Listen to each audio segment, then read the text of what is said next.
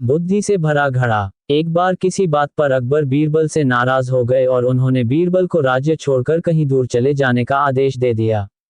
बीरबल ने अकबर के आदेश का पालन किया और राज्य छोड़कर चले गए। कुछ समय बीतने के बाद अकबर को बीरबल की याद आने लगी। कई महत्वपूर्ण मुद्दों पर बीरबल का मशवरा अकबर को निर्णय लेने में मदद करता था। इसलिए बीरबल के बिना निर्णय लेने में अकबर को असुविधा होने लगी। आखिरकार उन्होंने अपने सैनिकों को बीरबल को ढूंढने के लिए भेजा। सैनिकों के कई गांव में बीरबल को ढूंढने का प्रयास किया, लेकिन बीरबल नहीं मिले। कई जगहों पर पूछताछ करने के बाद भी बीरबल का पता ठिकाना नहीं मिल सका और अकबर के पास सैनिक बैरंग लौट आए। अकबर किसी भी सूरत में बीरबल को वापस लाना चाहते थे। इसके लिए उन्होंने एक युक्ति सोची। सैनिकों के माध्यम से उन्होंने अपने राज्य के सभी गांवों के मुखियाओं को संदेश भिजवाया। संदेश इस प्रकार था, 1 माह के भीतर एक घड़े बुद्धि भरकर उस घड़े के साथ दरबार में उपस्थित हो। ऐसा न कर पाने की स्थिति में बुद्धि की जगह घड़े में हीरे जवाहरात भरकर देना होगा। अकबर का ये संदेश सैनिकों द्वारा गांव गांव में प्रसारित किया गया। एक गांव में बीरबल भेष बदलकर एक किसान के खेत पर काम किया करते थे। जब उस गांव ने मुखिया को अकबर का ये संदेश मिला तो वो चिंतित हो उठा। उसने गांव के लोगों की सभा बुलाई। बीरबल भी उस सभा में उपस्थित हुआ। गांव के मुखिया ने अकबर का संदेश गांव वालों को दिया तो सभी सोच में पड़ गए।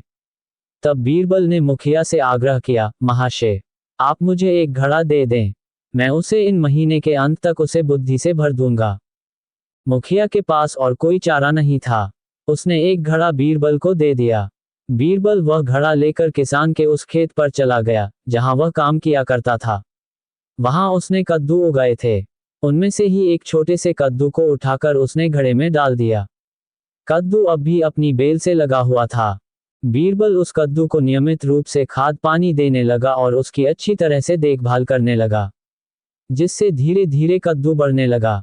कुछ दिनों बाद कद्दू का आकार इतना बड़ा हो गया कि उसे घड़े से बाहर निकाल पाना असंभव था। कुछ और दिन बीतने के बाद जब कद्दू का आकार घड़े के आकार जितना बड़ा हो गया, तब बीरबल ने उसे उसकी बेल से काटकर अलग किया। घड़े का मुंह कपड़े से ढकने के बाद वह गांव के मुखिया के पास पहुंचा और वह घड़ा उसे देते हुए बोला, ये घड़ा बादशाह अकबर को दे देना और उनसे कहना कि इसमें बुद्धि भरी हुई है। उसे बिना काटे और इस घड़े को बिना फोड़े उसे निकाल लीजिए। मुखिया बादशाह अकबर के दरबार पहुंचा और उसने अकबर को घड़ा सौंपते हुए वैसा ही कहा जैसा बीरबल ने उसे कहने के लिए बोला था। अकबर ने जब घड़े के ऊपर से कपड़ा हटाया और उसमें झांक कर देखा तो उसमें उन्हें कद्दू दिखाई दिया। वे समझ गए कि इतनी दूर की सोच सिर्फ बीरबल की ही हो सकती है। पूछने पर मुखिया ने बताया कि यह उसके गांव के एक किसान के खेत में काम करने वाले व्यक्ति ने किया है। अकबर जान चुके थे कि वो व्यक्ति और कोई नहीं बल्कि बीरबल है। वे तुरंत मुखिया के गांव गए। वहां किसान के घर जाकर बीरबल से मिले और उससे माफी मांगकर वापस दरबार में ले आए। सीख, हर समस्या का कोई न कोई हल अवश्य होता है।